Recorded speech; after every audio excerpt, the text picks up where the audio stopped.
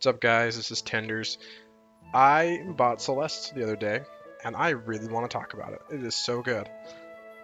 I went into it with really low expectations, but I've come out really loving it. It is a really solid platformer that delivers on the problem of like on the promises of like being really challenging, but forgiving enough that it doesn't push away players who aren't necessarily really great at these kinds of games.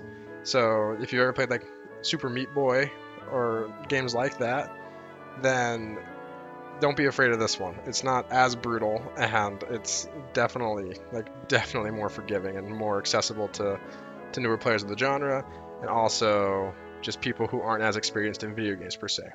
But anyways, my own personal experience with Celeste really grabbed me. Like Celeste really grabbed me and brought me in, and I'm still playing it after beating the main story, and I'm trying to 100%. I don't usually 100% these kinds of games outside of like Mario and like Mega Man and all that kind of stuff, but Celeste, despite my usual disinterest in a 100% like collectible like games that have a lot of collectibles, has kept me going. And I think the thing that really does keep me going is that this game, no matter how many times no matter how much I've played it, it still doesn't feel like easy to me. There's always a challenge to be had from one level to the next, but the challenge is never unfair. The mistakes that I make are always my fault. I feel like they're my fault, and I never die because the level decides to pull some bullcrap and make me die without me having a chance to save it in some way or not die.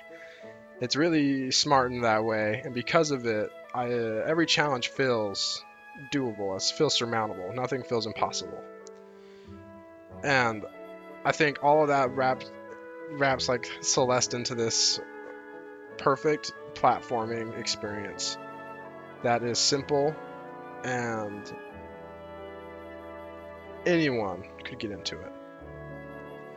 But before I keep going into this game and my own personal experiences and feelings with it, I wanted to just quickly just discuss and get this out of the way. The reception that Celeste has gotten from like IGN and other sources that we can find on Metacritic. So I went on to Metacritic and looked at the user score of 83 and the critic score of 93 out of 100. And that's pretty much what I expected to see for this game. User scores I feel like they tend to be a little bit lower than critic scores for games that are really good. Just because there are going to be people that log on and say, "Oh, I hate this game," give it a 0 out of 10, you know? But I think in this case, the critic score is closer to what the game actually is. I don't know if it's a 10 per se, like some people are giving. I don't know if it deserves the 100 out of 100 or the 10 out of 10, but I do think it is somewhere up there in the between 9 and 10. It's really good. So 93 feels pretty good to me, and I'm happy that's what it's gotten so far. But let's talk about why it deserves that. The presentation, first off, is amazing in this game. It's simple.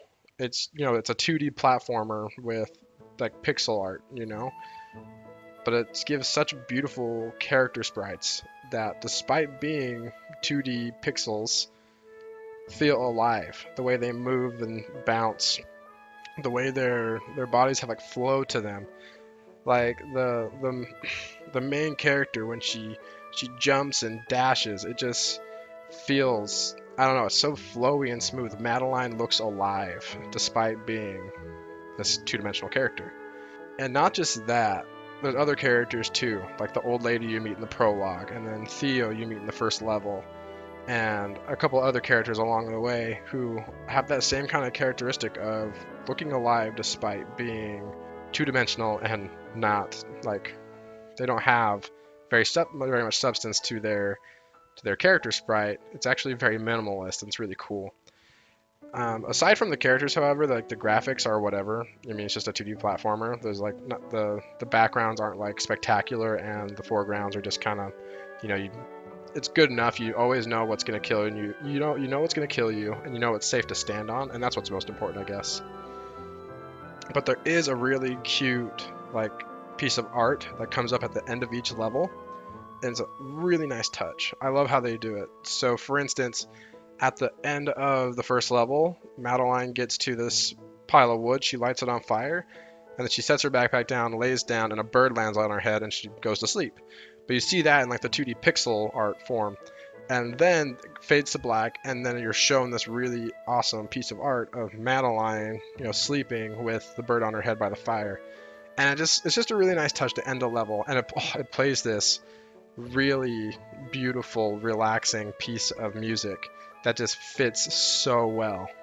After going through this really tense level filled with, near-death experiences and whatnot, it makes sense to have this relaxing, like, oh, I did it kind of music, and it does that so well.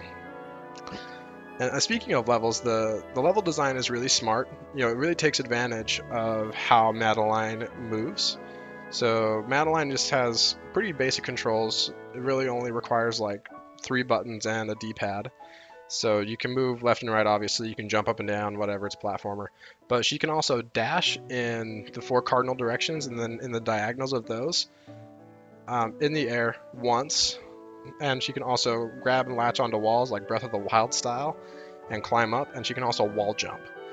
And all of that feels really good and is used in creative ways throughout every level. And honestly, despite it being quite simplistic, never gets boring.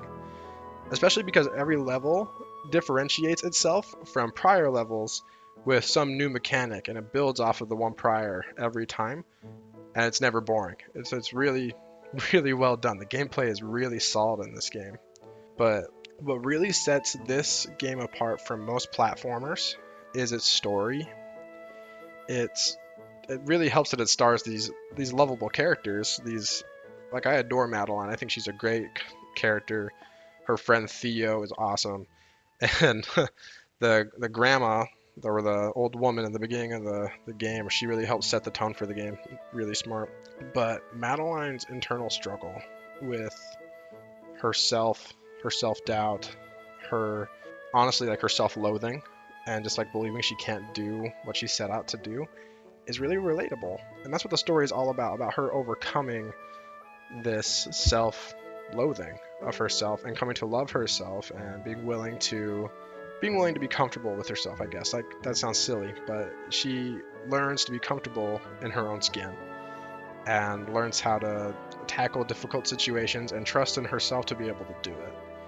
And it's done in a really clever way throughout the story. And I think anyone that plays games or whatever and maybe has those kind of struggles with, I don't know, depression or anxiety, would find Madeline extremely relatable. And I think anyone could also find her relatable, because we all struggle with self-doubt and struggle with anxieties for some things. And it sets this interesting example you could follow to overcome those problems.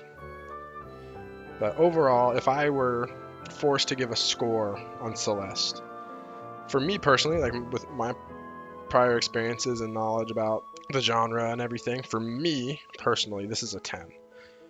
I would have a hard time not suggesting this game to just about any Switch owner. That being said, I don't know if it really deserves a 10. Maybe more like a 9.5, like a 9.6. I struggle giving games 10s usually, but this game just like really connected with me personally really quickly.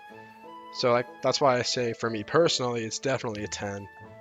But in general, I could see why you would rate it lower than that. Even as low as the Metacritic score of 93 makes sense to me, as I said earlier. But again, my personal experience, my opinion, is that Celeste is great. It's a 10, and I would suggest it to anyone.